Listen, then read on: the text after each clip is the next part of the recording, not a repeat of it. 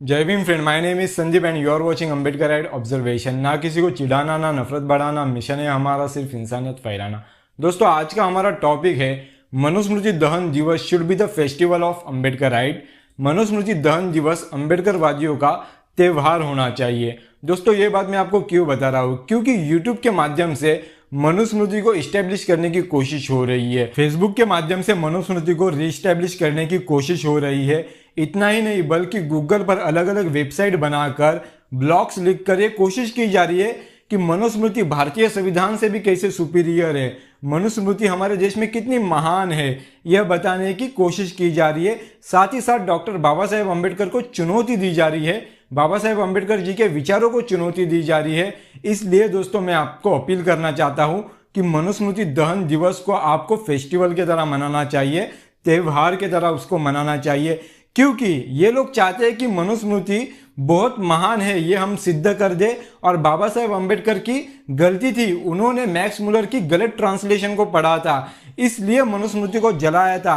तो बाबा साहेब अम्बेडकर को ये लोग गलत साबित करना चाहते हैं। और मनुस्मृति को जिसने लिखा, जिसके बीच में ये संवाद हुआ था, मनु और भृगु ऋषि के बीच में जो संवाद हुआ था, उस संवाद को हमारे भारतीय संविधान से भी सुपीरियर बताने की कोशिश ये लोग कर रहे हैं। इसलिए दोस्तों, आपको मैं अपील करता हूं कि मनुस्मृति दहन दिवस को आप लोग त्यौहार की तरह मनाइए, फेस्टिवल की तरह मनाइए, ये मैं आप लोगों को अपील कर रहा हूं। जो मनुस्मृति ब्राह्मणों का अस्तित्व, ब्राह्मणों का वर्चस्व टिकाने के लिए उनको जन्म से श्रेष्ठ बताती है और शूद्र को जन्म से नीच बताती है, स्त्री पुरुष समानता को नकारती है, उस मनुस्मृति को डॉक्टर बाबा साहेब अम्बेडकर जी ने 25 दिसंबर 1927 में जाहिर तौर पर जलाया था। इसलिए दोस्तों, इसको हमें परंपरा बनाना चाहिए, क्योंकि हिंदू में हर साल होली मनाई जाती है, होलिका को जलाया जाता है, हर साल रावण को जलाया जाता है। वो उनकी परंपरा हो सकती है, तो ये हमारी परंपरा क्यों नहीं हो सकती।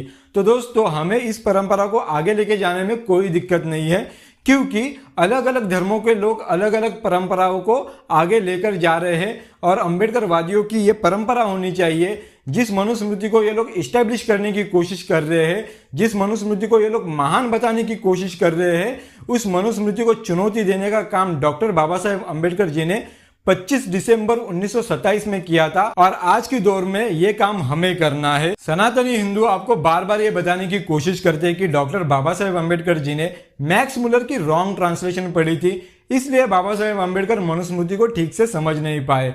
पर दोस्तों, बाबा साहेब अम्बेडकर इतने भोले भी नहीं थे कि वो रॉन्ग ट्रांसलेशन पर विश्वास कर बैठे।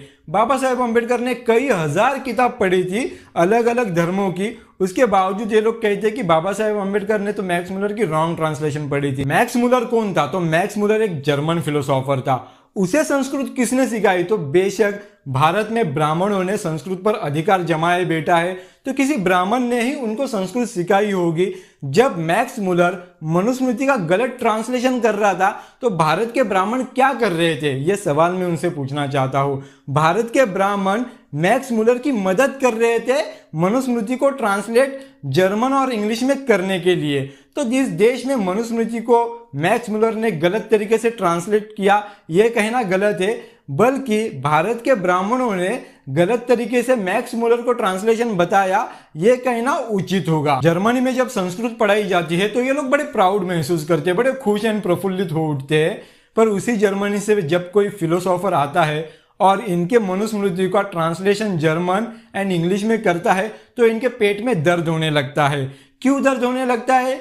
क्योंकि जिन ब्राह्मणों ने संस्कृत भाषा में ग्रंथ निर्माण करके उनके वर्चस्व को टिकाने की कोशिश की है, उनका जब पोल खोल हो जाता है, तब ये लोग को डर लगने लगता है।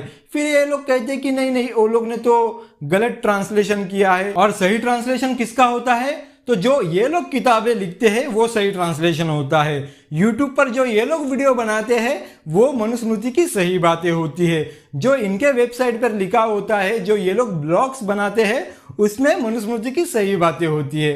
तो दोस्तों, वैसे तो ये लोग कहते हैं कि हिंदू धर्म ये सनातन धर्म है, इनका लिटरेचर सनातन है। सनातन का मतलब होता है अनचेंज, जो बदला नहीं जाता, जो इटरनल होता है। तो दोस्तों, ये कोई इटरनल नहीं है, इसमें ये लोग बार बार चेंजेस करते जा रहे हैं और ये लोग इसको सनातन कहते हैं। तो ये सनातन बिल्कुल भी नहीं है ये, बल्कि इसमें बार बार ये लोग ने खुद के स्वार्थ के लिए खुद का वर्चस्व टिकाने के लिए इसमें चेंज किया। अब ओरिजिनल मनुस्मृति को ये लोग नकार रहे हैं और इसको अलग तरह से आपके सामने पेश कर रहे हैं। जो मनुस्मृति स्त्री पुरुष समानता को नकारती है, जो मनुस्मृति ब्राह्मणों के श्रेष्ठत्व की वकालत करती है, उस मनुस्मृति को ये लोग अभी नकार रहे हैं। अच्छी बात है, पर दोस्तों हमें उस मनुस्मृति को जलाना है जिस मनुस्मृति को डॉक्टर बाबा साहेब अम्बेडकर ने 25 दिसंबर 1927 में जलाई थी।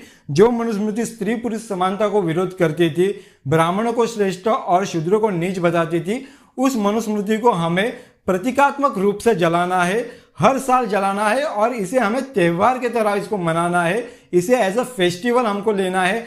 तब जाकर हम बाबा साहेब अम्बेडकर के विचारधारा को बचा पाएंगे। और ये लोग जो प्रयास कर रहे हैं बाबा साहेब अम्बेडकर जी के विचारों को चुनौती देने की कोशिश कर रहे हैं, बल्कि हम इनकी चुनौतियों को भी उत्तर देंगे। ये बात मैं आपको इस वीडियो के माध्यम से बताना चाह रहा हूँ। दोस्तों वीडियो में दी गई जानकारी अगर आपको पसंद आई हो तो इस वीडियो को लाइक और शेयर करना मत भूलिए। अगर आप हमारे चैनल पर नए हो तो लाल कलर का सब्सक्राइब बटन दबाकर बाजू की बेल आइकन को दबाइए, ताकि आने वाले समय में आपको हर एक नए वीडियो की नोटिफिकेशन मिलती रहे। मिलते हैं नेक्स्ट वीडियो में, तब तक के लिए जय भीम, नमो बुद्धाय।